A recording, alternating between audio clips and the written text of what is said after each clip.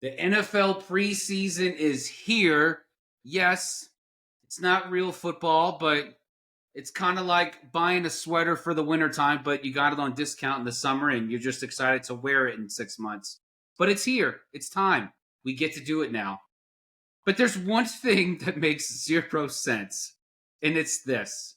How did we go from 4 months ago, it was racist to not draft Shedeur Sanders in the first round, to now it's all of a sudden racist for him to have first team reps in a preseason game? It makes zero sense. Hey, for a guy that's as legendary as he is, we should have no problems here. I honestly don't understand what we're crying about. I don't understand what First Take and every other sports pundit on national television is crying about. Shedeur Sanders wanted this. That's why he didn't attend the draft. That's why he stayed in his closet that was detached from his master bathroom, that was labeled legendary all over the place, in order for him to give an interview in the 5th round, because, hey, we all wanted that. But now he got what he wanted. He has an opportunity to start behind the first line. He gets first team reps on probably local television. No one's really going to show the Browns game. But he gets an opportunity to do it in front of fans. He gets an opportunity to do it in front of his papa. And he gets an opportunity to try to prove himself worthy to at least be the first string practice squad quarterback. And I honestly have no idea what he's complaining about. Guys, this is our 2025 NFL preview episode, part 1, AFC only. We're going to John Cena this Thursday with your episode of Box Scores and Bourbon. Look at the box scores. Box Scores and Bourbon. We check each other's box scores and scores online. Baseball, box scores. So football, baseball, basketball, soccer, hockey. Box Scores and Bourbon. Just such a good song. But we are not here to listen to intros for an hour. We are here to talk about NFL and sports, JB. So welcome back. Welcome back to another episode. Before we forget, let's start every single episode on the right foot. Cheers, JB. Cheers, my man. Ooh, clear. I can't wait to hear what you're drinking. It's water. Can't wait to see what brand of water you're drinking. No, I didn't bring it up with me, but it is a tequila. And while we're at it, while we're talking about spirits, guys, give us a listen, a watch. Watch us on YouTube, Spotify, Apple, Amazon, Box Scores and Bourbon, and then additional content at BSB Sports 24, TikTok, Insta, and X. Now, as we have already teased, today is our 2025 NFL Preview Part 1 AFC edition. We are going to go through each division. We are going to, each of us, we have not seen how we have ranked our teams in each division. We are not going to do records today. We are only going to do where we believe the teams will finish at the end of the season in the division. Next week we'll do NFC, and eventually we will do our playoff picture preview, and we will break it down to who we think is going to win the Super Bowl this year, this February 2026. So, without further ado, Manny, like I said before the pod started, I had a surprise for you. You do. And how I came up with my division rankings as opposed to who was going to finish first through fourth. And I decided to do a movie title. These are real movies. I have assigned them to each of these teams depending upon kind of just where I see them. Any characteristic about this team that needs to happen. So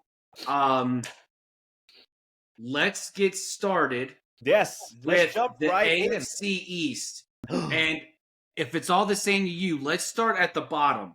Okay. Let's go 4-1. let's do it this way. We'll recap last year. That way we know where teams were, and then that way we can kind of run through where we think teams are going to be. Okay, let's do it. So last year, the AFC East ended with, at the bottom, the New England Patriots, the Jets, Miami, and then Buffalo won the division. Mm-hmm. So let's start with the first movie title, I guess, that I have to get introduced to for the very first time ever in my life. Yes. So, in fourth place in the AFC East this season, I have the Miami Dolphins. And the movie title I have for them is Eternal Sunshine of the Spotless Mind.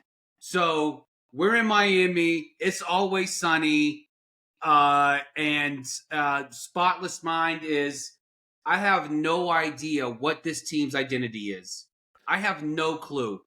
The media can love Mike McDaniel. They can be in love with Tyreek Hill being over there. I get it. It's a lot of sunshine. It's a lot of fun to play make believe with what's happening in Miami, but we still have to come to terms with there is no identity with this team. I have no clue what this team has to offer. Is it special teams? Is it defense? Is it an Oprah Winfrey like giveaway for concussions on the offense? I don't know what's happening in Miami. So Eternal Sunshine of the Spotless Mind. Oh man, you started off strong with putting the Dolphins fourth in the division. I'm like, I think I've made it very clear for not relationship, but personal reasons that I am not a fan of the Dolphins. But even I can't sit here and put the Dolphins last in the division. Yep. Now, the points you bring up are valid points. We're at the point where it's probably easier to discuss how many players and key positions are actually on the hot seat going into like week 2 of the season than we are talking about how close the Miami Dolphins are to making the playoffs. Tua, we don't know what he's going to look like. Mike McDaniels, there's already conversations in the preseason, which kicked off today, that Mike McDaniels is going to be on the hot seat the entire season because they don't know what the leash is very short on them. But fourth on this in the division is a little low for me. I know there's 4 spots, so it's middle of the pack, lowest or highest, but fourth is a little rough. I'm going to have to go with the Jets as my number 4 Yeah, team. I figured you would. It's a safe pick. I love what the Jets have done. I love Aaron Glenn as the head coach. I do think they're on a good track, but their starting quarterback is going to be Justin Fields. And it's just seeing what I saw last year with the Steelers and their offense operating under Justin Fields. It was such a sluggish offense where they were really 100% relying on their defense to carry them to the win. They were scoring 14 points, 17 points and winning games. He's just not as explosive as we thought he was going to be. I don't think that translates too well into what the Jets have going on. I know they have a lot of good, strong pieces. So I will reiterate, I do think they have the fundamental structure from the head coach to re-signing all their good players. But it's just not this year. It's just going to be a long-term thing that's going to look really good here in a couple of years. But this year, I'm going to have to go with the Jets fourth. But I do love the comparison that you made for the Dolphins. Tyreek Hill doesn't even want to be in Miami. So much less, nobody else wants to be in Miami if Tyreek Hill's going to have an issue being there. The drama factor, I'll rank some of these teams as the more drama you have, the lower you are on the rankings. And this will apply very regularly as we go through each division, especially diving into the NFC side, especially my division, which is the NFC East. So that's a take for another day. Yeah. Third in the AFC East, I have the New York Jets. And their movie is Training Day. So you got Aaron Glenn coming in. Yep. King Kong's got nothing on him. And he probably came in and said, Dan Campbell's got nothing on me. So he is in there. This is a culture that is being instituted.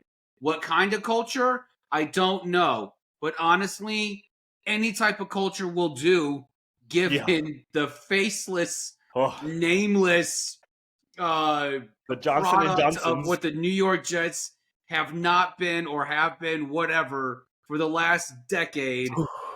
Training Day is the movie for them. Aaron Glenn comes in there. Okay. For better or for worse, they will know who they are. They will know. They? Okay. I'll reiterate. My thing is, like, will you know who you are when you have a quarterback that doesn't even know who he is on his own? Like, that's. Hey, look, Ethan Hawke had no idea who he was, okay? Until Denzel got his fingers on him, and he figured out real quick by the end of the movie, this is who I am. And Aaron Glenn is the Denzel to the Justin Fields, Ethan Hawke, okay? This is one way or another, we will figure out. Let me ask who's you. Who. Let me ask you this. We have separated it by conference because we have to challenge each other on positions on this.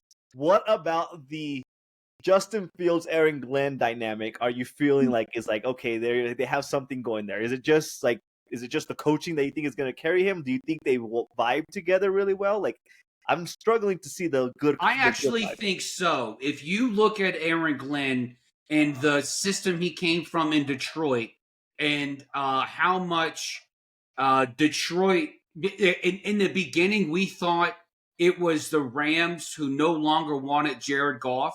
I think it was more the opposite. I think Dan Campbell really wanted Jared Goff in Detroit. Mm-hmm. When you look at Aaron Glenn, Justin Fields was one of the first guys. So I think Aaron Glenn looks at Justin Fields. I think Aaron Glenn saw what Justin did in Pittsburgh and said, okay, hey, and there's some untapped potential from his time in Chicago. And, granted, Matt Eberflus was his coach in Chicago. Mm-hmm. And then Mike Tomlin, not the most hands-on guy when it comes to the quarterback, other than just, playing, musical chairs with the quarterback, given on what the situation reads. I think Aaron Glenn sees Justin Fields and says, I want a guy that I can bond with. I want a guy that I can see how we connect. Now, is this a long-term thing? No. I don't know, because remember, Denzel dies at the end of training day. So I'm not saying Aaron Glenn's going to get fired, but it didn't work out between Denzel and Ethan. Maybe it works out between Aaron and Justin. We'll see what happens. But I do think that Justin Fields is there on purpose. Mm-hmm. I do get the sense that Aaron Glenn wanted Justin Fields there.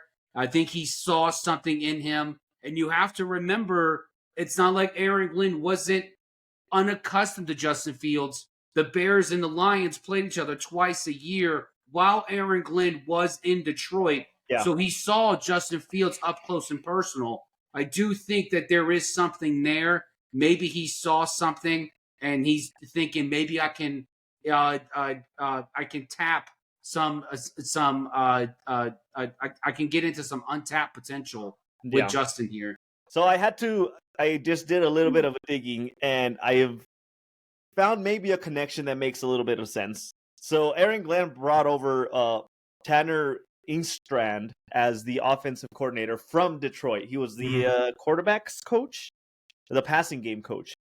So the one thing I can say for the Jets is if he brought him over as from passing game coach to offensive coordinator, the one thing that we can say about Detroit for the last 3 years is that they have had a very explosive offense, a lot of moving pieces, a lot of deception, a lot of a complicated offense. Now, if Justin Fields is going to be able to handle complicated offense with the Aaron Glenn and the offensive coordinator putting that in front of him, that's yet to be seen. But I can say Justin Fields brings another layer of complexity to that offense if they're going to run something similar to what Detroit was doing, and then adding to the fact that Justin Fields can also run with the ball really well. So I can say that about that connection with Justin Fields, and maybe there's a little bit of a pause for me to say they're going to be as bad as I'm feeling they're going to be. Yeah. But I can say that there might be something there as far as like that the dynamics going. We're pretty much on the same page. We're just flipping them. On my side, I'm going to put the Miami Dolphins in third place. Again, I already reiterated the Miami Dolphins are struggling for an identity, are struggling to figure out what that team is going to be. There's, like I said, Tua's on a hot seat, justifiably. He can't stay healthy, but Ewers is on that team. And from conversations that have been happening, he's been really good during training camps. I know it doesn't carry a lot of weight, but he's looked really good in that offense. And so I'm cautiously worried that perhaps the conversation going into like week 3, week 4 is going to be, should Tua not be the starter because obviously the Dolphins aren't doing anything? Should we just let Ewers be the starter to develop into the offense because we saw what he could have the potential of being in Texas? And since we don't really know that we're going to be in contention for the playoffs, should we just call it a wash with Tua, try absorbing his dead money, and just start fresh with the Ewers QB as a QB1? So before those reasons, because there's going to be, again, more drama than there's going to be productivity, I'm going to put the Dolphins at 3. Okay. I don't disagree with. I mean, honestly, I can go Jets, Dolphins either way. I've already said I picked Dolphins to finish 4th because while there has been there's been no culture instituted in the Jets for the past decade.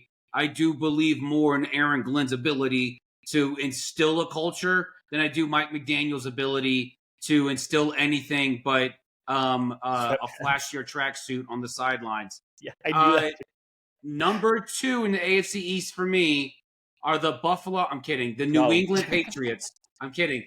It's the New England Patriots, and their movie is Manchester by the Sea.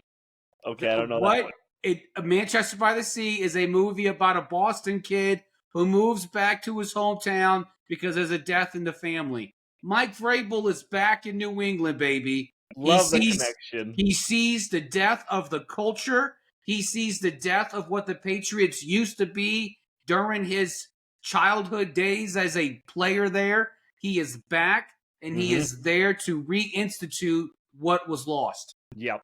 I'm going to agree with you 100%. I don't know that movie, but just as soon as you said like the Boston connection coming back home, it makes a lot of sense.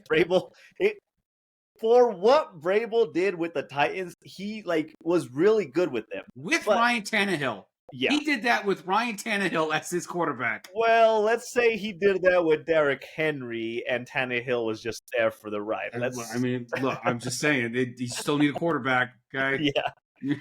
He can't run the ball 60 times a game, as much as Derrick Henry would like to. I know. Vrabel carried Tannehill to an AFC championship, which says a lot about what he can do with the team.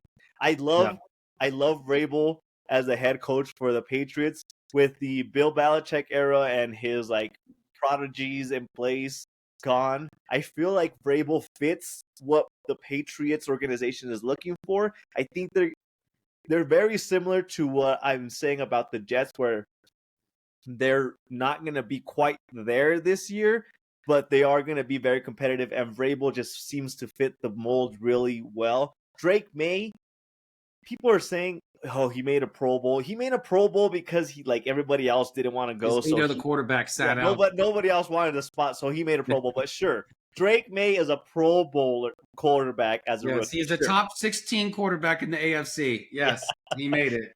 But what I will say about him is that he had really good flashes during the second half of the season where his ball placement, his deep ball placement was on point.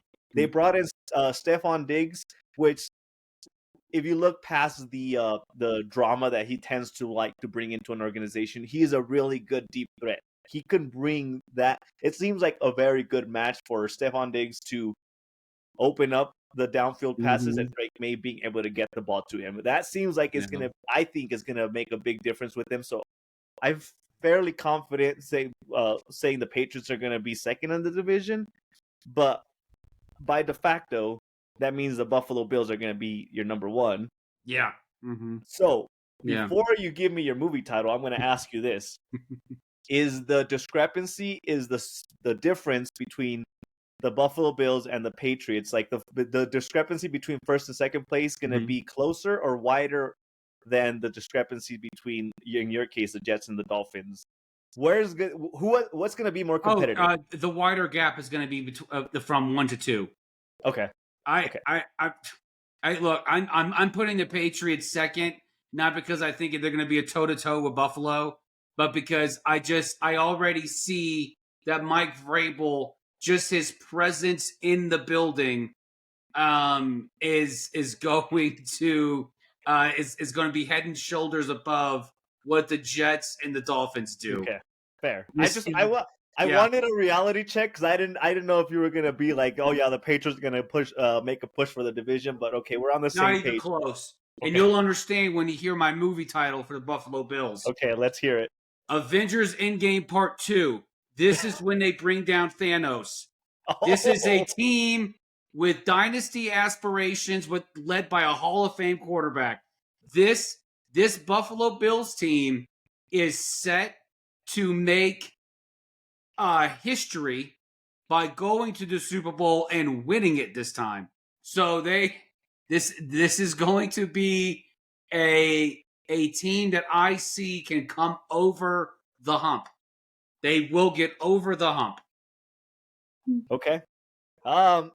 So yeah, I mean, there was a picture or something on social media that I saw where they were ranking all the quarterbacks and all the playoff wins and playoff experience that they had, and like the Super Bowls that were attached to them. And it was like Patrick Mahomes and Matthew Stafford, like all these quarterbacks that have cemented themselves as really well-rounded quarterbacks in the playoffs. And then I think fourth in the rankings was Josh Allen. And the reason I'm saying this is because between 1 and 6, every single one of those quarterbacks had a Super Bowl trophy. And then there was just Josh Allen right in the middle with no Super Bowl appearances and no Super Bowl trophy. And it just seems like it has to break at some point.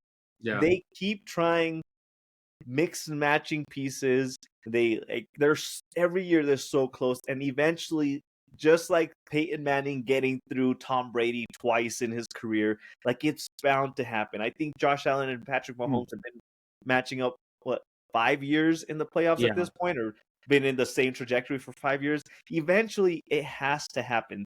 So I agree with the Bills being number one, but the deciding factor for me was I was looking at their free agent signings.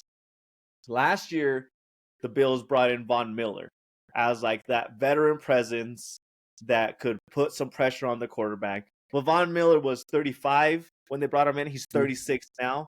This year, Von Miller's gone. He signed with Washington, I believe. But they brought in Joey Bosa, which is 30 years old. Still a defensive end veteran presence, but 6 years younger seems like, to me, it could make a big difference in what they can do in the AFC as a whole. Like, I feel like Joey Bosa is not a washed defensive end, but he brings the veteran experience, and he can create chaos still now with the offensive line. I feel like I'm very close to thinking he's one of those like X factor players that is like an under like acknowledged piece that they brought in, but I think is going to make a big difference for that team as they coast to the division title and try making a push to a Super Bowl again. Yeah, I agree. So there we are. Okay, we disagreed twice, but barely. We did, yes, barely. All right, AFC North. Okay. So AFC North last year, from the bottom to the top, we had the Browns, Cincinnati, Pittsburgh, and Baltimore winning the division. Yeah. Okay. Number 4 in the AFC North are the Cleveland Browns, of course. And my movie title for them is I Am Legend, because Shador Sanders is, of course, there to save the day. Mr. Legendary himself is going to save the day by walking up and down the sidelines with his clipboard and his headset, while Joe Flacco and or Dylan Gabriel are the ones who actually do the work on the field. Oh, boy. Are you even sure that he's going to be on the roster week 1? That's a better question. The practice squad. Yeah. I feel like, okay, that's a pretty good comparison. Like, me against the world, nobody else can save anybody, nobody else can save me. I'm sure that's Shador Sanders' mentality right now. Like, he's against everybody that doubted him, and you, your dad tried vouching for you, and now you have to be a, fourth stringer in the NFL, still got a lot of money. Boo-hoo. But I'm sure he feels like he's him against everybody in the world. I'll make mine short and sweet. I also have the Cleveland Browns 4th in the division. If you have six quarterbacks on your roster going into preseason, you are doing more than one thing wrong. And they currently have six quarterbacks on the roster. And one of them is on IR, and they have all this guaranteed money still due to him. And he's not even in line to be competing for the starting job. So if you are at that point, there's no hope for you this year. Number 3 in the division, I have the Cincinnati Bengals. And the title for my movie is Get Out. Joe Burrow, you have to leave. You will go nowhere with this team. We have no idea what to expect from this defense. Oh, God. I don't care what overhauling they've done. They've drafted Shamar Stewart. They refuse to give him a normal contract. They won't give Hendrickson his money. And the defense was the problem last year. Joe, you have to leave. Get out. So in the movie Get Out, there's the one character that like whispers to the main character, like, hey, get out. Like, that's the whole. Who is whispering in Joe Burrow's ears, hey, you have to get out? Hopefully it's Kellen Moore. Hopefully Kellen Moore's whispering in his ears, telling him to get out. Come to New Orleans. We got cap space next year. Come over here. We'll give you all your money. You're once again, your hopeless optimism is flaring its face. Maybe people don't know. Maybe people haven't realized. Kellen Moore is the head coach for the New Orleans Saints, and a certain co-host is a diehard Saints fan. So maybe. Who you got number 3? I have the Pittsburgh Steelers. I figured you would. Yeah, of course. Yeah. I haven't seen a single reason that I should believe that the Pittsburgh Steelers are getting better because they signed Aaron Rodgers. Here's the reason why here's the reason why you should put Cincinnati in 3rd. You have no idea what this defense is, and if this defense comes close to even mirroring what they did last year, it's really hard for me to see Joe Burrow replicate the absolutely astronomical, retarded numbers he put up on offense. I cannot see that happening 2 years in a row, even though you got Jamar Chase. Okay, I get it. You got T. Higgins. You got Gesicki. Who's in the backfield? Chase Brown. You have an offense there. But those were just absolutely stupid numbers. In Pittsburgh, regardless of who their quarterback is, TJ Watt is still a person that exists in this universe. Yeah. The Pittsburgh Steelers are still known for defense. If the offense can get you like 13 points, that defense will stop another team. The offense got them 14 points last year, and they finished with a 10-7 record. What did Cincinnati do? I mean, 9-8. Yeah, sure, but they started That's slow. only because of Joe Burrow's just like stupid stat line. Just bonkers. What tells you Joe Burrow is going to slow down? There's not a reason for you to say there's no way. Nothing tells me that, but it's a lot easier for a defense as a collective to come together than it is for a quarterback to replicate what he did last year. It was okay. He did he was like, we agree that if they would have made the playoffs, he would have most likely like made a strong push for MVP, if not won it. But Yeah. he didn't have, was it 2013, 2014 Peyton Manning numbers where it was like 60 touchdowns, like it wasn't that astronomical. Yeah. It was nothing like, it was a very good season, like statistically speaking. Yeah. But they weren't doing something like miraculous. Like it wasn't the greatest show on turf. Like it wasn't like the unstoppable offense. I have no reason to believe that they would slow down. They kept their offensive pieces like that. If that took you to where you were last year, you just got to win literally one more game, and you would have made the playoffs last year. I don't think that they will have that big of a drop off from what they did last year. Yeah, I'm not saying that he can't do that.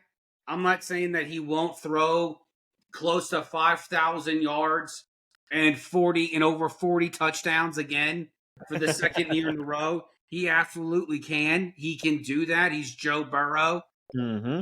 But he did it last year because I don't think they were expecting him to just go absolutely ape crap on every single defense because his defense was absolute garbage. It was trash town. Yep. So Hendrick, the Stewart is the rookie, right? Stewart. Shamar Stewart. Yeah. So they signed him, but they haven't signed Hendrickson. Do you think it's a 1-for-1 if he doesn't play? Oh, so they actually signed Shamar. He actually signed his contract. Yeah. So when did that happen? I want to say right after we filmed last episode. I'm okay. fairly confident he did sign his rookie contract. So if things stay as they are, is it a 1-for-1? Like, okay, we don't necessarily have to panic too much because we signed him, but you still want to hold out. Like, is it? Does that? No, it's not a 1-for-1. Yeah, Trey Hendrickson last year, and that's what they performed. That's what they produced on defense. You need more Trey Hendricksons. You need more of that. You need more cowbell. And Shamar Stewart is not enough cowbell to cover for him and for Trey Hendrickson. So you need 2 Hendricksons. That's yes, where we are. Absolutely you do. If you're Cincinnati, yes, you do. Okay. So Pittsburgh Steelers number 2 for you. Is that where we are? Pittsburgh Steelers number 2. My movie title is No Country for Old Men. This is look. I love Aaron Rodgers. I love his career body of work. I do, and I love Mike Tomlin.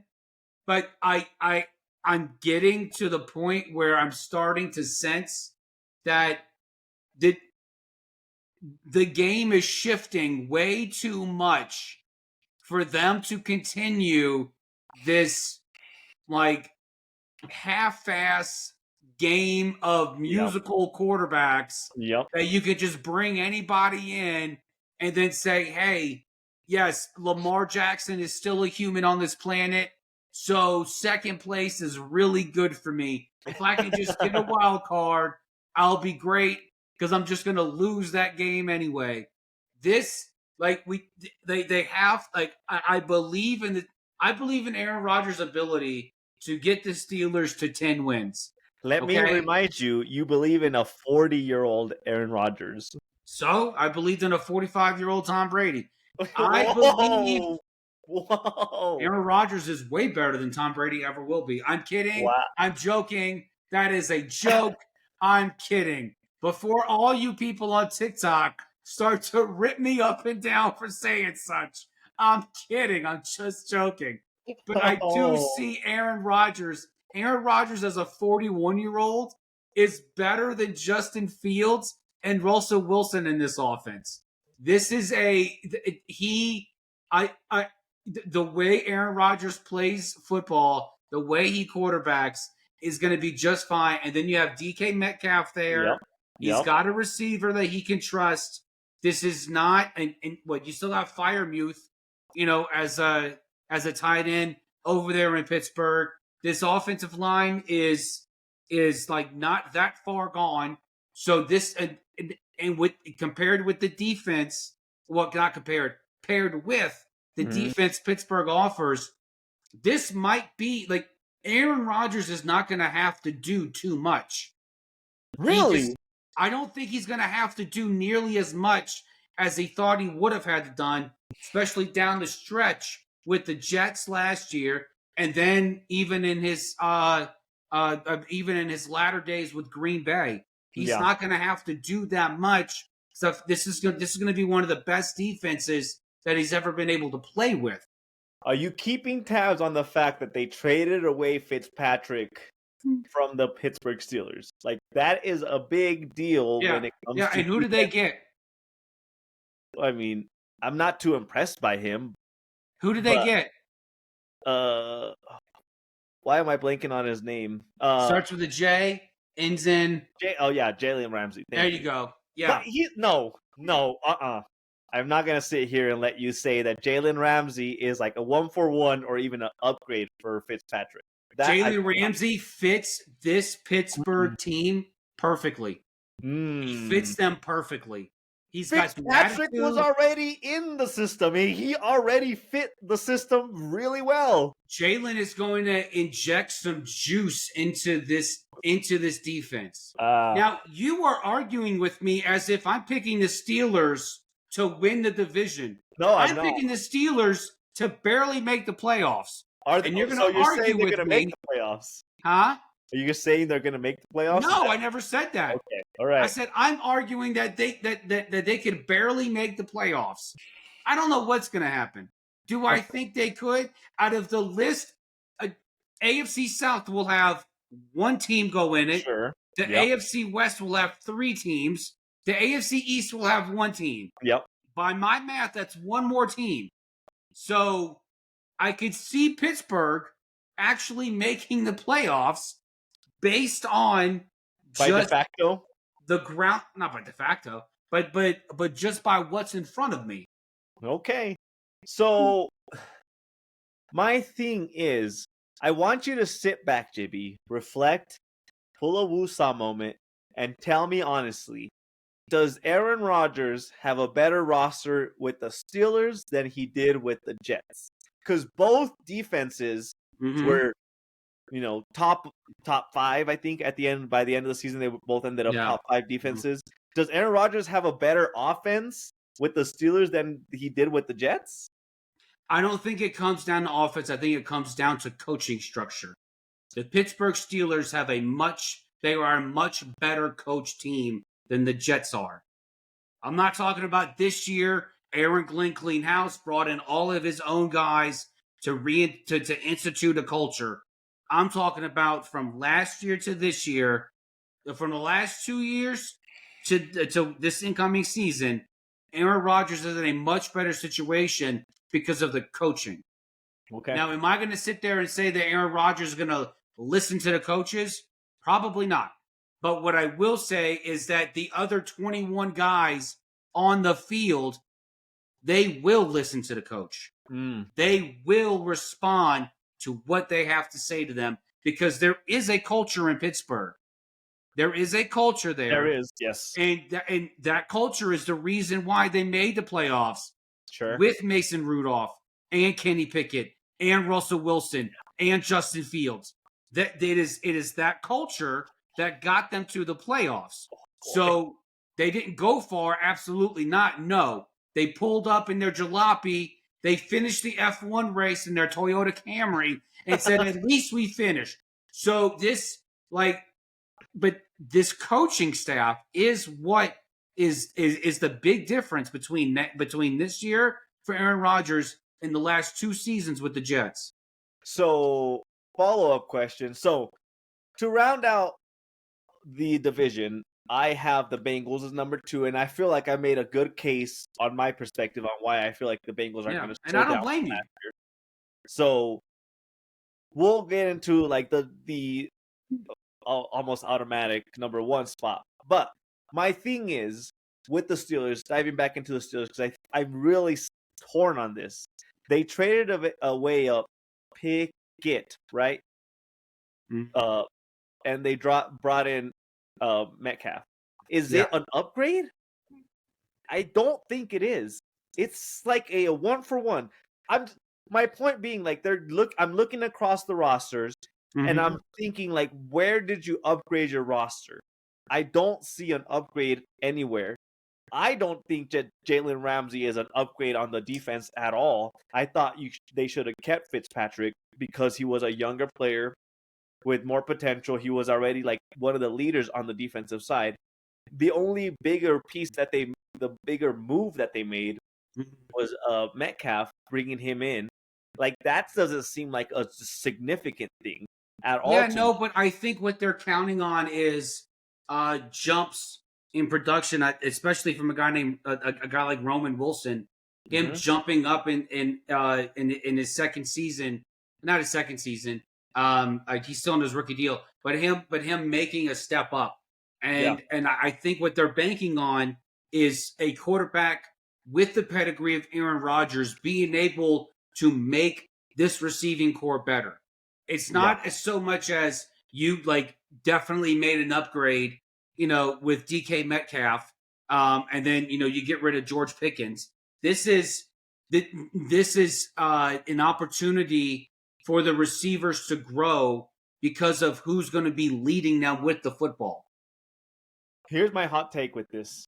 I feel I'm very. It's Mike Tomlin has not had a losing season with the Steelers. I think Aaron Rodgers is going to be the reason that he finally has a losing season with the Steelers. Aaron Rodgers is going to be the demise for Mike Tomlin this year because there's so much pressure for the Steelers to make the playoffs and not be in the first round and out. That I'm closer to that than I am to the Steelers are making a major jump because they brought in Aaron Rodgers. Fair enough. So Number one. Oh, what are Yes. you going to say? No, I was going to ask you what's the movie title for the Baltimore Ravens. Baltimore Ravens, of course, will win the AFC North, and their movie title is the Fast and the Furious franchise. So this is a movie. We have seen this movie time and time again. It's entertaining. It's a fun way to waste an hour and a half to 2 hours. But at the end of it, it all ends the same way. And you can make Lamar Jackson fast and Derrick Henry furious, whatever you want to do, but it all ends the same way. We know there's going to be another sequel. We know they're going to come back. We know what's going to happen at the end of the movie. That it's always the same. It never seems to be that they solve the issue. There's always something else that they need to do in order to take care of whatever comes up. This is the Baltimore Ravens. They Sure. will continue to chase and chase and chase fastly and furiously the championship that is eluding them with Lamar Jackson as their quarterback. And until they do, this is their movie. Sure. I'm giving them an entire franchise because it's lasted this long. Now, you're giving them 10 movies. Now, Derrick Henry just came in, so he's like, I don't know, the Dwayne Johnson of the group. He came in late. So, but this has been ongoing. This is not ended. We are still going to see the same movie. Yeah. It's never ending. I'm going to ask you this. Does the same movie have the same ending in the sports world? Does the same movie have the same ending as far as the Baltimore Ravens are so good, but they ran into the Chiefs? The question is, who would have a better chance of, quote unquote, dethroning the Chiefs, the Bills, or the Ravens? Buffalo. Okay. Buffalo. At least on that, we're on the same page. I will say, with the Baltimore Ravens, I'm a little bit more confident as far as like what they keep doing in their offseason moves, because like they find their lapses, they find their holes that they need to plug. This offseason, they figured out that their passing offense was either not staying healthy or not as explosive. So they brought in DeAndre Hopkins. So, like, he's not the Hopkins of the Texans in 2012, 13, whatever the heck he was with the Texans, but he is a really good vertical receiver that could add another layer to their offense. So now we have the Ravens running game covered with Derrick Henry, the option game covered with Lamar Jackson, and then if they can stay healthy, the Ravens have I think they have a really good wide receiver core with Bateman and Hopkins. Like they have Flowers, yes. They have honestly, I could have made the Baltimore Ravens the Toy Story franchise because every single year there's an older version of the toy that is brought into the fold, and it's like, okay, now we're going to be this great gang. That also could have been the Ravens. Yeah. It's Derrick Henry. It's Odell Beckham. Yep. It's DeAndre Hopkins.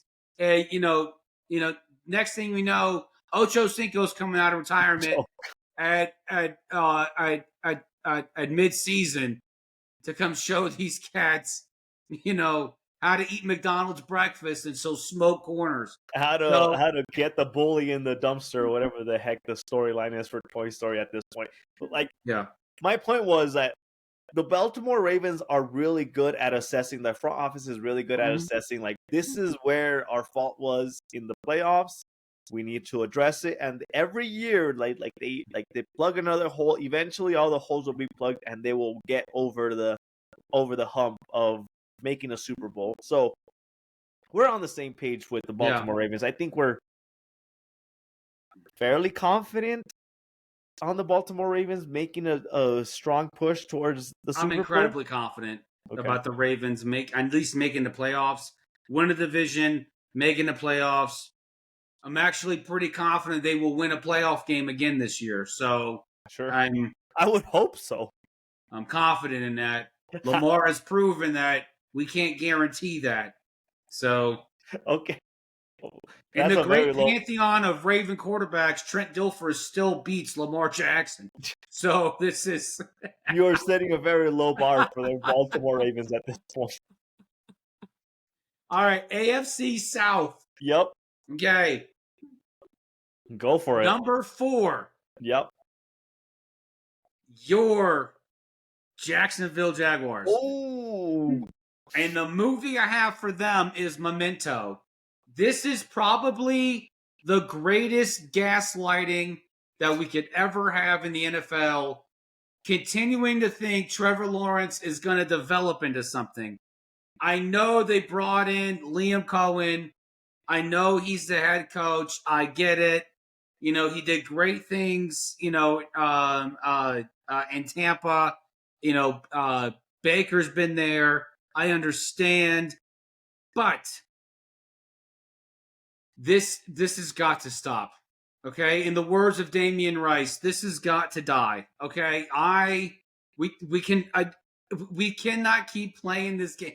If it wasn't for the saga in Indianapolis, and I'll get to their movie in a second, if it wasn't for the saga in Indianapolis, I would say that there is no competition when it comes to low-level quarterback play in the AFC South.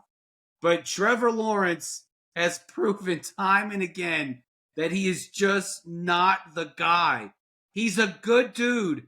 He's got a good head on his shoulders. I get it. I know you're waving me over to your side. Come on, I understand. You've been saying this for 2 years. There's a seat right here on the bandwagon. Until Trevor Lawrence can actually get his memory back and understand that all of this is a big game.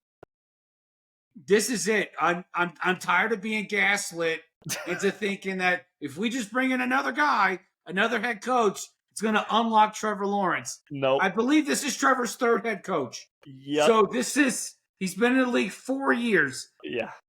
He has not shown me anything. He has shown me nothing. I'm glad you finally got there.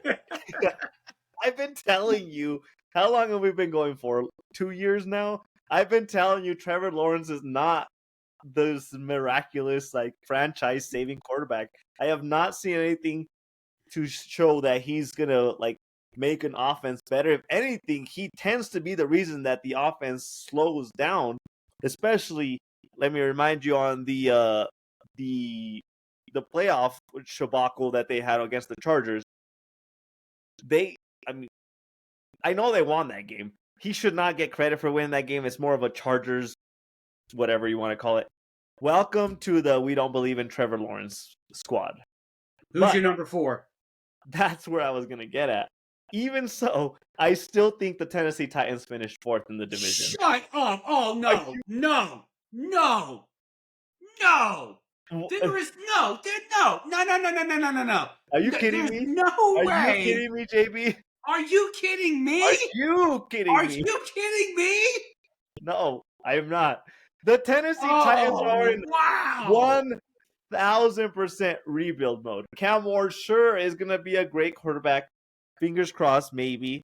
But, what do they... There is no way. Dude, tell me what great piece they have that doesn't put them in 4th place in the division. What great pieces do they have on their team? It's not about great pieces. It's about the fact that they understand who they are. They are rebuilding, and they have brought in some really, really good pieces in order to help them. They are far and away ahead of Jacksonville and Indianapolis. No way. Far and away. Because the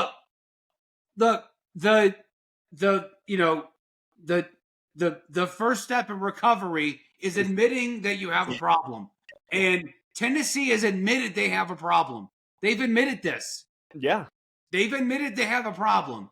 They have really good pieces to bring them up from the 3-14 record that they have. I was like, he's going to say Indy, which I can get behind. No. Oh, really? Man, we're going to have fun with this division then because, we should have done an AFC South deep dive. There is no way. There is no way. I can tell you the same thing. They have 0 pieces. They are in full rebuild mode. At least Jacksonville is in this denial phase where no, we're just a piece or two short from making a push for the division. Tennessee doesn't. They don't have any pieces. The pieces that they have, as much as you want to say are good pieces, they're good enough pieces for them to move up from 3 wins to 4 wins. That's, I guess, in that division, that's pretty good. That's pretty good. Give me your number 3 then. My number 3 is Indianapolis. And the only reason I say Indianapolis is because I still think they're going to start that goofball Anthony Richardson over Daniel Jones. Now, this will change. If the Colts start Daniel Jones, they will not finish 3rd. They could, in fact, compete to win for the division. But until Daniel Jones gets into the starting lineup, they're going to stay right there. And because of that fact, the Indianapolis Colts, this movie is called Inception. Either Anthony Richardson is taking a nap and dreaming about the fact that he led him somewhere, or we're supposed to make believe that, hey, if you look deep enough, Anthony Richardson is our quarterback. He can get us there. I don't care how many dream levels you get, okay? I'm never going to believe Anthony Richardson is the answer at quarterback. No, I'm glad you got there. I think last year you were on the Anthony Richardson is actually going to do really well for the Colts. I'm glad he got to the point where we don't believe in him. But look, I've grown a lot. Yeah, I've grown a lot, okay? You've matured. But to sit there and tell me Daniel Jones can help them make a push for the division? Yeah. Are you kidding me? Yep. Okay. Yeah, no. That's not happening. I know it's not because they're going to start Anthony Richardson. I'm going to put Jacksonville as 3. I'm surprised you put Jacksonville number 1 to win a division. No, God, no. As long as Trevor Lawrence is on that with team. With your dumb take already. Jeez. Never, JB. You know my stance on Trevor Lawrence. As long as he is the quarterback. So you believe in Anthony Richardson then? Because you're putting Indianapolis 2nd. I believe in him a little bit more than what I believe in Trevor Lawrence. Yes, I do. I do. There's so much. Like, I would not be surprised if the Colts are already at the point where they're saying, this is not a good season. Like, we don't know what the hell's going on with the quarterback. We have Anthony Richardson, which is 23 years old and likes to bench himself whenever he gets a little bit winded, and Daniel Jones, which somehow won a playoff game, but he's really not a quarterback at all. Like, there's no rhyme or reason to make sense out of what is going on with the Colts. But even then, I will still put the Jacksonville Jaguars as 3 until Trevor Lawrence is not the quarterback. I will cement them in 3 to 4 as far as that division ranking. There is nothing you can tell me that is going to convince me that they're going to make a push for the division. And I think it's a pretty easy division to win. They just have to, 3 of those teams have to get their crap in order, just like the Texans did 2-3 years ago. Like, you just have to get your crap in order and be competitive for a division. 10 wins can win you the division easily. But until Trevor Lawrence is not the quarterback number 1 for the Jacksonville Jaguars, I'm going to continue to put them as number 3 on that division ranking. Okay. All right. Well, here's my number 3. 2. Tennessee Titans. 2? Oh, my number 2. Yeah. My number 2, Tennessee Titans. Oh. That's how much I don't believe in Jacksonville and Indianapolis. If the Colts start Daniel Jones, then the Titans and Colts swap positions. But I don't see them benching Anthony Richardson. I just don't. I don't see it happening. Oh. And the movie for the Tennessee Titans is The Hunger Games. This team is hungry. They are hungry. Cam Ward wakes up hungry. He wakes up hungry to pay back all the time and the energy his father spent just to help him get to the NFL. Cam Ward is going to be the second coming of Steve McNair for this team. He is going to lead them to improbable places. I don't even know what to say besides the fact that I'm just going to put the Colts. Besides the fact that Anthony Richardson is better than Cam Ward, and I believe in his ability to win a division. I mean, how old is Cam Ward? Anthony Richardson is 23. Let's look up how old Cam Ward is. I'll tell you right now. It's 23. Okay. So a 23-year-old rookie or a 23-year-old Anthony Richardson that has gone through He's gone through nap times and has had his Gerber applesauce. Yes, I know. I get it. I understand. I get it. I'm going to keep my short and sweet. Cold number 2 by, as I keep saying, by de facto, because all the other teams I have less believe in than what the Colts are doing with their roster. How is this? I would argue that this is. I don't think we don't necessarily have to argue. This is the AFC's worst division, right? It is, absolutely, by far. How is this the division that we're arguing the most on? Because you said Tennessee was going to finish worse than Jacksonville and Indianapolis. Yes. Which is they just won absolutely 3 games, JB. All they did was added a rookie quarterback. They won 3 games, and they added a rookie quarterback. That's not a skyrocket you to second place in the division. Even if it's a winnable division, it's not that. You may as well call him Character Ward because he's just full of character.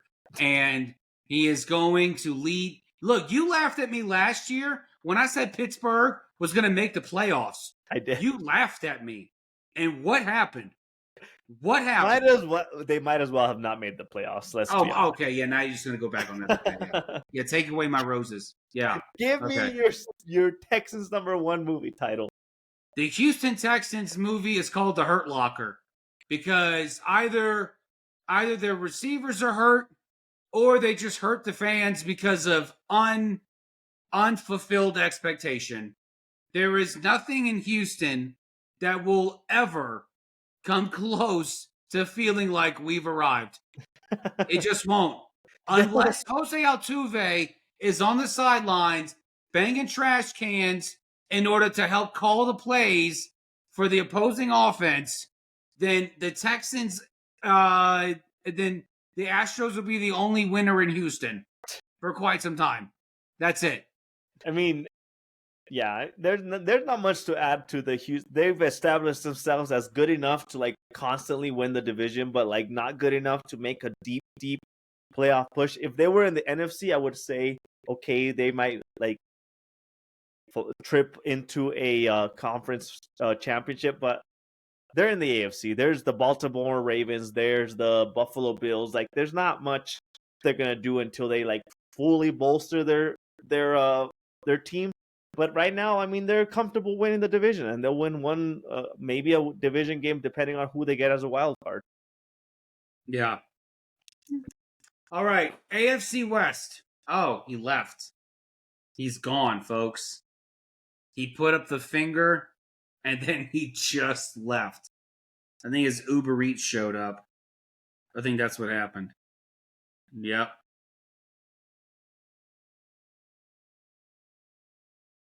Where did you go? Guys, I want you out there. Look, when you're hearing this, when you're seeing this, drop a comment, okay? What is your a final ranking of the AFC South? Where do you see these teams landing? I know we can probably all agree that Houston's probably the de facto leader in that division because it's such a weak division. They have by far the best quarterback in the division. But where do you see Tennessee? How well do you think Cam Ward's going to be this year?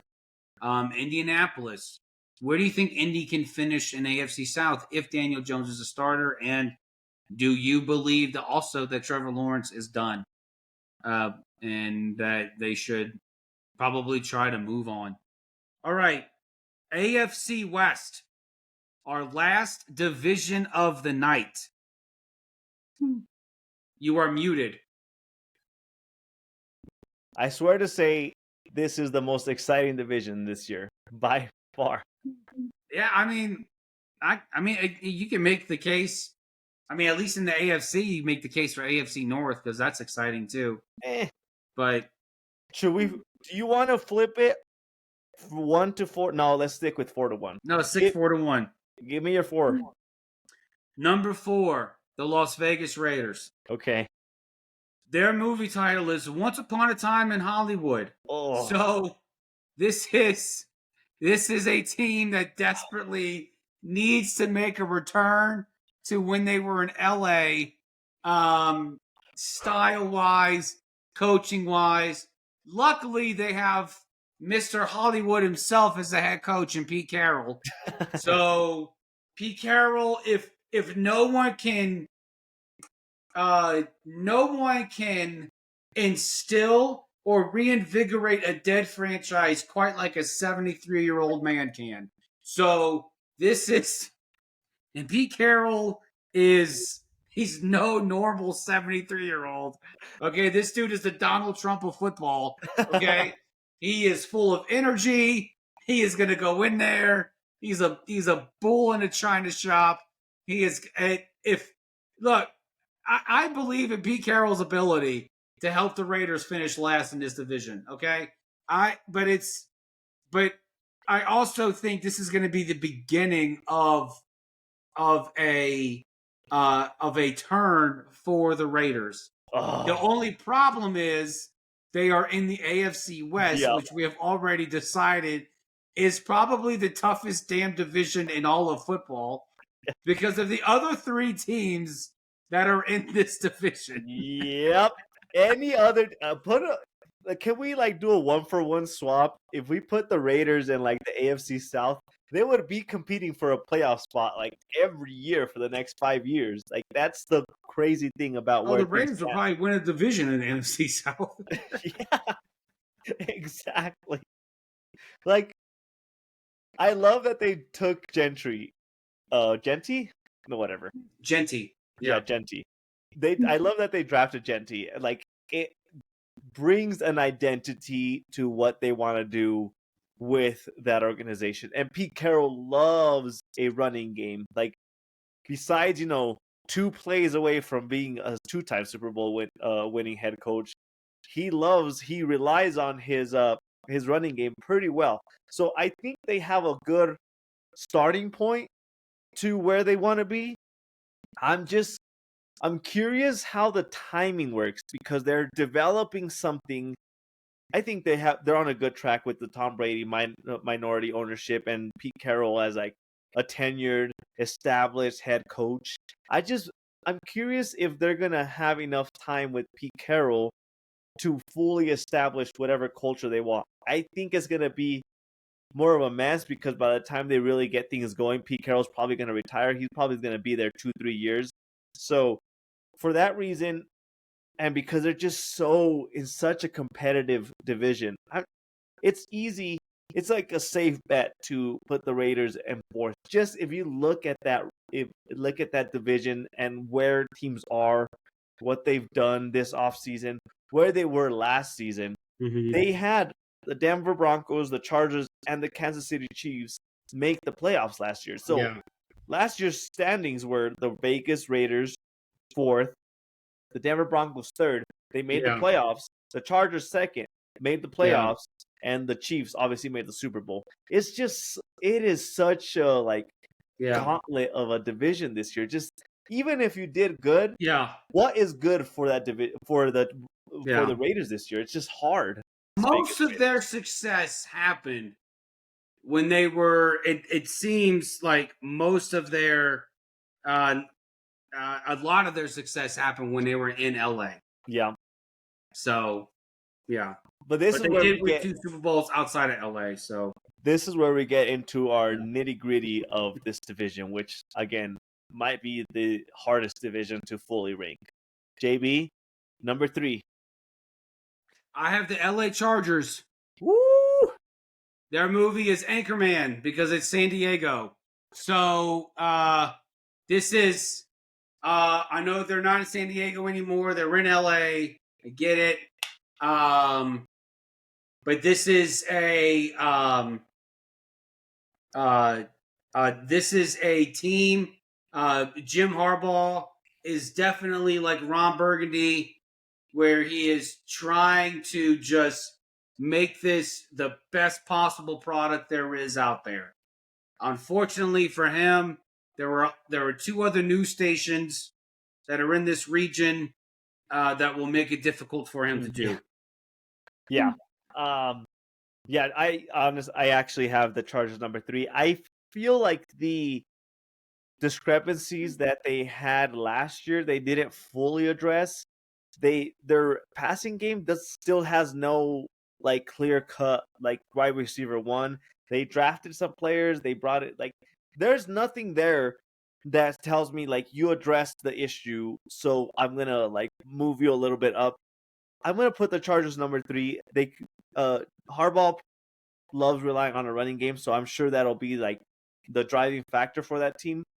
But this isn't a running the ball kind of league anymore. You have to address the receiver core and you have to address the passing game. Until they do, which again, even at the beginning of last offseason or last preseason, we talked about the fact that it was gonna be a growing pain things for the Chargers. I was surprised they made the playoffs last year, but I'm still on the same trajectory. They need another year to fully develop that entire roster. So I'm going to put the Chargers number 3 because they didn't address the thing that I think had the biggest issue even last year. This Chargers receiving room is very unproven. I honestly don't know what they're going to do on the outside. I don't.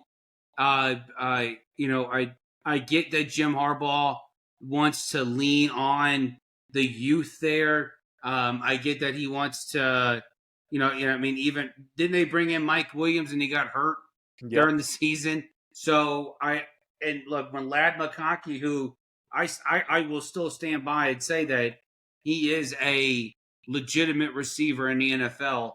I thought he would be even going into the draft last season when they took him. I knew he was going to be somebody special.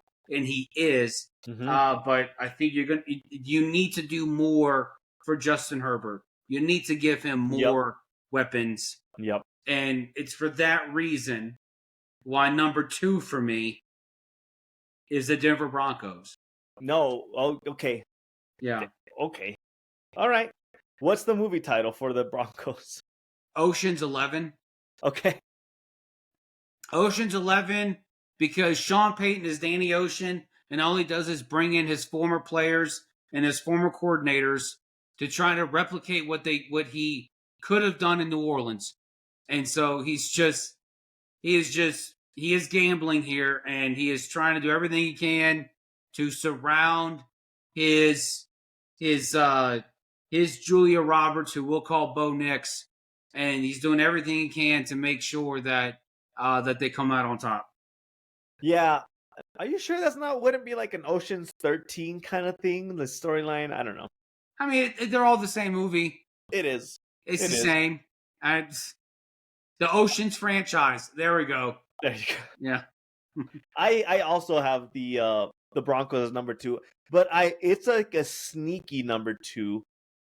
What they have done in Denver with the development of their defense and the confidence that they have as a team as a whole, I'm cautiously putting them as number 2 because I honestly think they're going to make a weirdly last minute push towards the division. The Chiefs, as we by deductive reasoning, the Chiefs are going to win the division. But the Chiefs haven't done anything too drastic to address many of the issues that flared their face in the Super Bowl, where they completely got stomped on by the Mhm. Eagles. Like, they added a couple pieces, they drafted a couple young pieces, but they didn't really do major changes. They're almost banking on, like, well, we were good enough to make the Super Bowl last year, like, we just need to be better this year. I Yeah. think the Broncos are going to make a push for that division lead. I'm going to still put the Chiefs as number 1 in the division, but the Broncos, what they have been doing this year, Bo Nix, since last year, I've kind of been sold on what he has to offer for that team. Like, I'm pretty sure I picked him to be my rookie of the year last year, and if it wasn't for the quarterback from Washington, I Jaden Daniels. thank you. If it wasn't for him, like, Bo Nix would have been the strong, like, by default rookie of the year. He's Yeah. gonna progress. He seems like he's a smart quarterback. He's going to cement himself in this team, and he's gonna get a new level of grasping of the offense.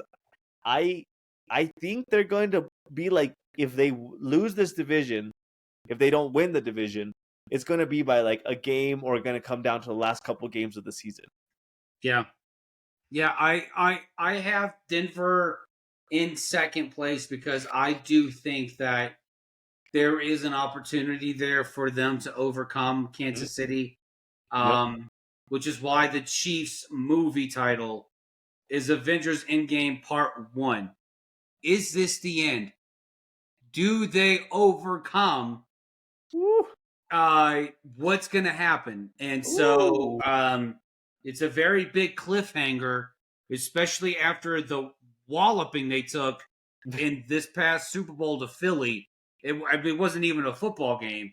So this is definitely the end of Endgame Part 1, where Thanos snaps his fingers, and then that's it. And so, like, what is going to happen to the Chiefs? Is the dynasty as we knew it, is it over? Is it over? Boy. Yeah, that's a good question. Like, they've had 5 years in a row that they've made the conference championship? Like, eventually even did I'm not too sure, but I feel like even Tom Brady eventually missed out on the conference championship, or you might have to correct me, but I don't think he ever didn't win the division with the Patriots. I don't know. My point being, like this does seem like it's like the beginning of the end for the Chiefs because, like I Yeah. said, they're not adding too many pieces. They're almost banking on the Andy Reid, Patrick Mahomes to like carry them to the promised land. Every other team in that division is like chasing the Chiefs. But the Chiefs at the same time are like not saying, well, they're chasing us. We need to keep that gap in front of us. So they're just sitting tight. And eventually, the other teams are going to catch up to them. No team is unsurmountable. Yeah. And I don't know what it is about the Broncos. It just tells me like what they have done. It just gives me this hint that they might make a push for the division championship. It just I could be wrong. The Broncos might end up third, fourth in the division because we banked on what they have done this year too much.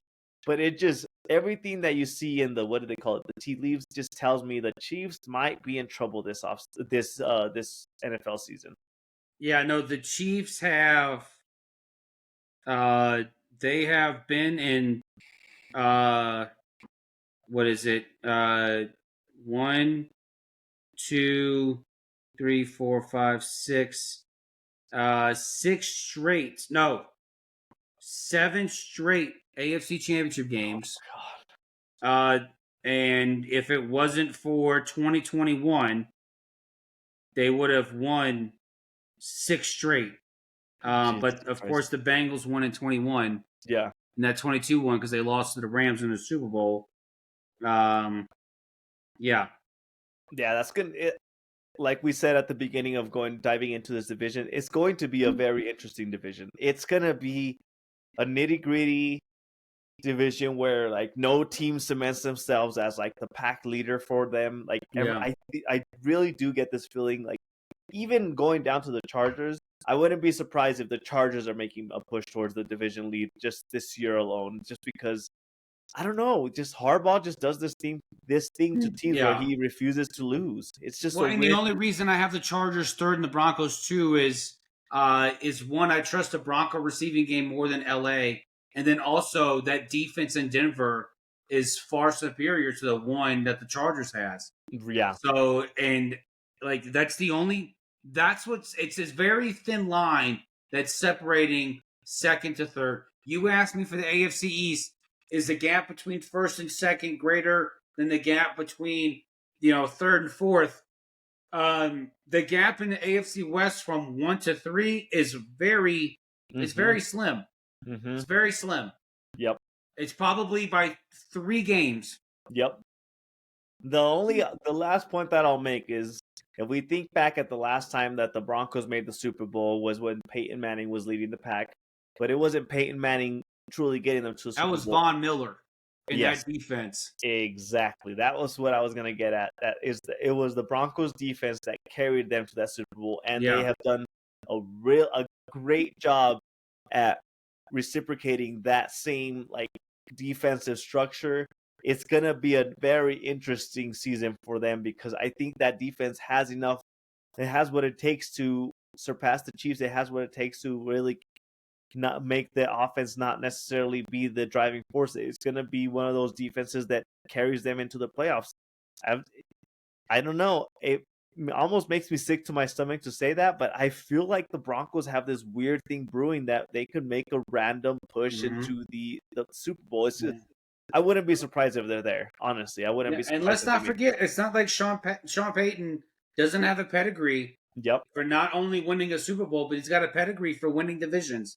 He's got a pedigree for leading his teams deep into the playoffs. I mean, he's done this before. Sean Payton, for all his warts when it comes to hiring defensive coordinators who can teach corners how to tackle Stephon Diggs when he's midair, or telling Pete Carmichael to just run the football when you're within the 20 and you can kick a field goal and beat the Rams and not have to worry about a pass interference call. For all of Sean Payton's warts as a head coach, he knows what he's doing. He knows how to do this. Yeah. I'm not bitter, by the way. No, I know. No, there's no salty feelings, no bias. I'm not upset, at any of these things. All right. Well, that does it for our AFC recap. I can't wait to see what's going on with the NFC once both of our teams are involved in this discussion. Did you like the titles? Yes, they were good. They were. It made a lot of sense. It was good stuff. I was just sitting there and I was like, man, how can I make this more interesting? I think I was watching Colin Cowherd and he was going over 5 NBA teams and just what their movie titles were. And I was like, I really like that. I want to do this for each of the NFL teams. To end the episode, let's end off with 2 storylines once again. JB, without you being prepared, number 1, Rich Eisen. You're a fan of him, right? A little bit. So I feel like I'm more of a fan of Dan Patrick than I am Rich Eisen. Yeah. Okay. But I feel like you've quoted him as far as like his takes and his stances on things. The first storyline that I just want to get your take on is, how do you feel about the fact that he's going to your arch enemy of ESPN come this next month in September? Wasn't he already there? No, he was on FS1. Rich Eisen was on ESPN at some point. No, he wasn't. He's making the jump. He's making the jump from FS1 or Fox Sports, one of the two. He's joining the ESPN crew, and I just wanted to ask you because I know you have like this like antichrist feeling about ESPN and how they operate their business. Yeah, he was at ESPN from 96 to 2003. Well, yes, he was before. He was at Sports Center. Yeah, so he's just going back. He's going back, yes. I thought you meant like now. Like he's going back to ESPN now. Yeah. Yeah. Okay. Look, I've heard all of the NFL Red Zone and all that stuff is ESPN's bought it and it's going to be on there and okay, great. And I understand Scott Hansen's coming back. He's going to host. I think what was that show he hosted? NFL Red Zone, whatever it was. He's going to come back for the 17th season. Okay, great. I'm more interested in the over/under 2 years before ESPN just ruins the product with a bunch of woke garbage, and it's no longer about football, and it's just about the inequalities of Shador Sanders because he's still not the starter, and how racism isn't affecting Cam Ward, even though he's black and he was drafted number 1, but he doesn't count because he's not Shador Sanders. How long is it going to take for ESPN to ruin this product? How long? It took them 40 years to ruin SportsCenter, but they've gotten really good at ruining things. They have become the MTV of sports. It is less about the music and more about the sex game shows and just the stupid DJs. ESPN's the same way. It's not about sports anymore. It's just about a platform for Stephen A. Smith to yell about anything that he can. And it used to be Kendrick Perkins, because now I think he's fired. Thank God. But it used to be an opportunity for all of these just, pseudo celebrities to just bloviate about whatever issue they felt like bloviating about. How hurt would you be if Cowherd would join the ESPN? That's my follow-up question to that. Colin Cowherd got fired from ESPN because he made that comment about you're either a baseball player or you amount to nothing in the Dominican Republic. When's the last time you heard of a doctor or a lawyer from the Dominican? So, and he got fired for that. Well, it's true, but he got fired for it. And I love Colin at Fox. I love him there. He needs to stay there. His show is fantastic. But yeah, Colin Cowherd, if they're calling you just hang up. Do not go back. Don't go back. Please don't go back. I'm going to give you a minute. T minus 60 seconds. Micah Parsons has requested a trade from the Dallas Cowboys, and I want your take on how that whole dynamic looks for the Cowboys and how you feel about the entire contract negotiations. It's incredible how all of a sudden Jerry and Stephen Jones have grown a business acumen when it comes to giving players who don't deserve contract extensions. Now, look, I get it. You want to pay Ezekiel Elliott because you were trying to defend the fact that you took him 4th overall. Okay, great. You want to defend the fact that you gave Dak Prescott, even though he's done absolutely nothing for you in the playoffs. Fantastic. Great. Do that. But Micah Parsons, out of all 3 of those, is probably the one that deserves the extension the most. Now, does he disappear in the playoffs? Yeah, absolutely he does. But you know who doesn't show up in the playoffs much? The Dallas Cowboys. So if you want a shot at least getting to the playoffs, you pay Micah Parsons. Now, you don't have to give him Myles Garrett money. You don't have to give him TJ Watt money. You don't have to give him what Trey Hendrickson wants. You don't have to give him that money. But you should pay him top 5 DN money. You should pay him that because he will most likely be the biggest reason why you even have a chance at the playoffs. And who knows, a switch might turn on. I don't know. But I guarantee you, you're regretting the money you gave to Zeke. Yeah, and you should regret it because all that money you gave to Zeke, you looked inside your pockets and said, oh, I'm a poor papa. I can't give Derrick Henry $8 million. And then you gave all that money to Dak Prescott for what? So we can film more Chunky Soup Campbell commercials in the Victoria's Secret you got in the lobby on the 3rd level? Give Micah Parsons his money. Give him his money. And then let's shut up about it because no matter who you trade him for, no matter what picks you get, we all know you're gonna misuse the picks. You're gonna have a trashier team because of it. No matter who you bring in, it's not gonna be helpful. You can bring in Breece Hall in that proposed trade with the Jets, but what offensive line is he gonna run behind? None, because you have no offensive line. It's terrible. So just give Micah his money and let's move on from this entire saga. On that note, we will dive deep into the NFC standings next week, where JB will get another opportunity to bash my beloved might be strong words, my fan base of the Dallas Cowboys. Hey, I'm equal opportunity. I bash the Saints all the time. That's true. You don't hold back at all.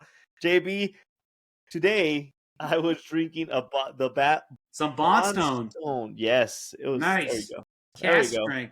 It was good. I was drinking Lalo tequila. Nice. Yeah. Your ice went away, so it's a little bit watered down tequila. It's fine. It's okay. And I was smoking this Macal of Tostaderos. Nice. It's a good stick. You know, it's a very economically priced. There you go. Yeah. We love economically priced in this economy. Yes, we do. We are done. JB, we are done. Yeah. Tell them where they can find us. Guys, again, you can watch and listen on Spotify, YouTube, Apple, Amazon. Leave a comment, a follow, a like. It goes a long way. Additional comment at BSB Sports 24 on TikTok, X, Insta. Communicate with us. Talk to us. Shoot us, your spears about how we messed up. All of these things. We love communicating with you, conversing with you, and for the Tiger fan who called me out for mispronouncing Tariq Skubal, here it is, Tarek Skubal. Okay, you happy? I pronounced it right. Okay, and with that, folks, have a great weekend. Happy football. Cheers. Stay thirsty. Happy preseason, everyone.